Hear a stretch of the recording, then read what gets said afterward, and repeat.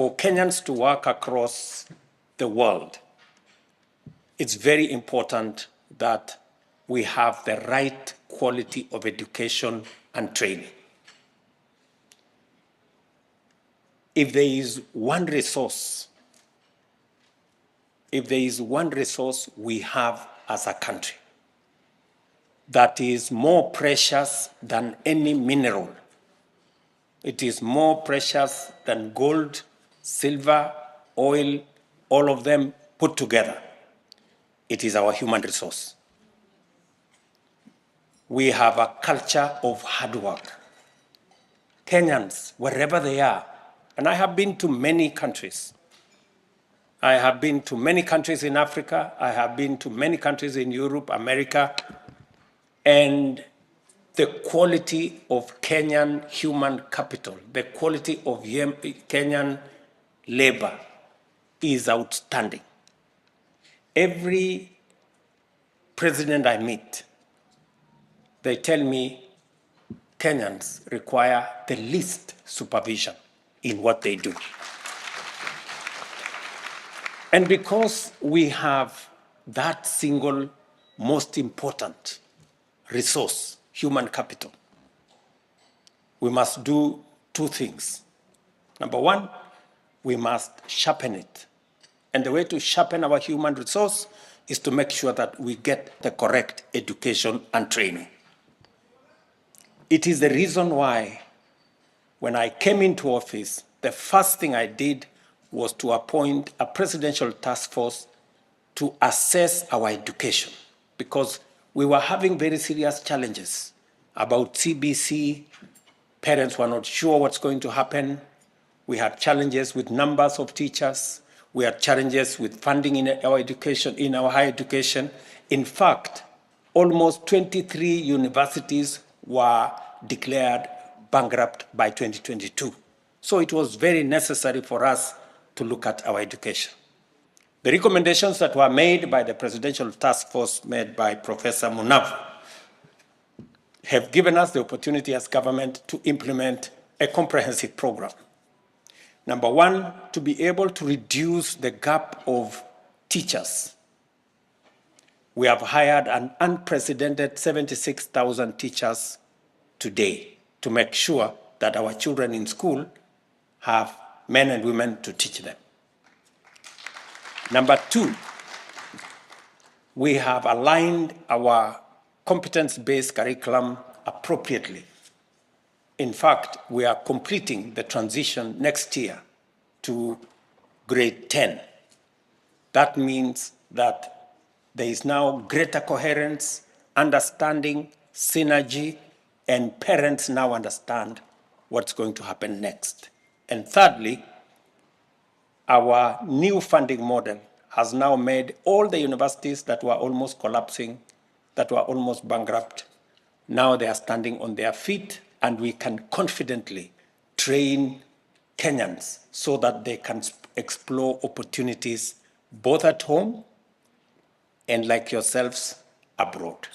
The second issue is to make sure that the training we give to our human capital, the millions of children we take through school.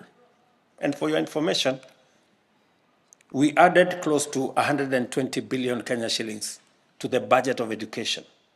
We are now spending 650 billion shillings every year for the teaching, training of our children from ECD through primary, through secondary, through the TVETs to our universities. That is important. And we must make sure that all that money we are spending every year,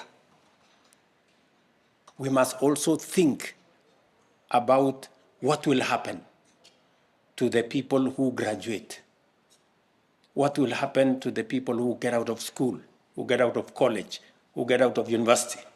We must have a plan for them, how we are going to use the talents we have trained, the knowledge they have gained, the education they have acquired in rolling the wheels of our development, and contributing to the economy of Kenya.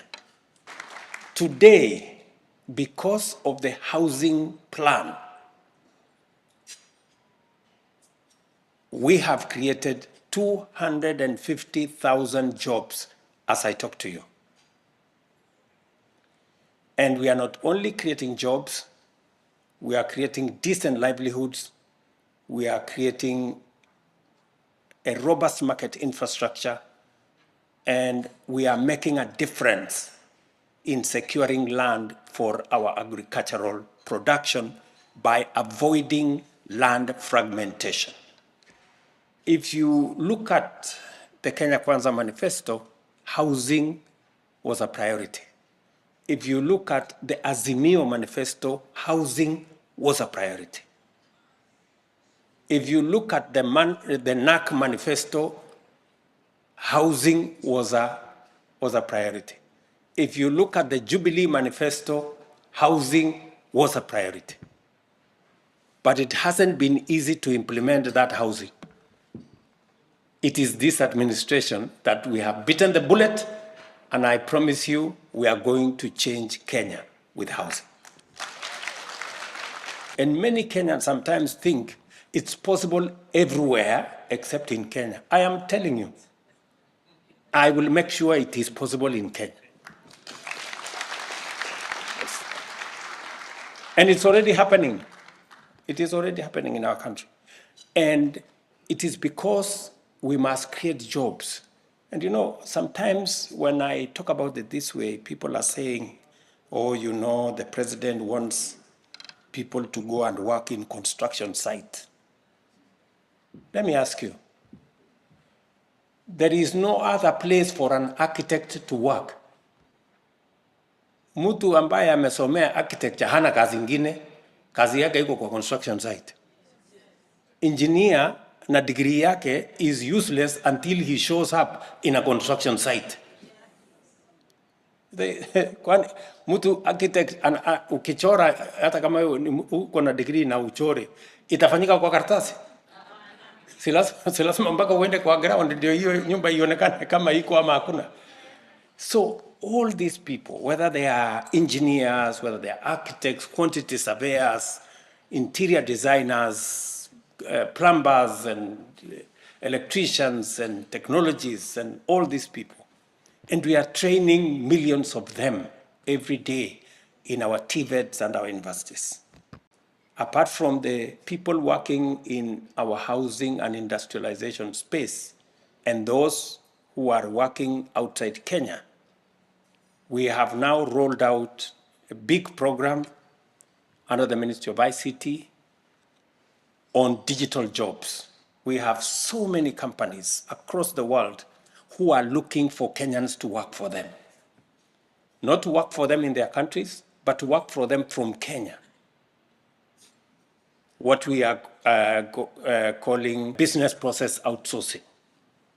The largest business process outsourcing company in the world has just opened an office in Kenya so that we can get many Kenyans working. For those of you who follow, if you go to Tatu City, for example, we now have almost 15,000 people working for American companies from Tatu City under that arrangement. And we are rolling out that process and providing infrastructure so that more of our young people who are getting out of school can work in these business process outsourcing places so that many of them can get jobs and they can be meaningfully engaged.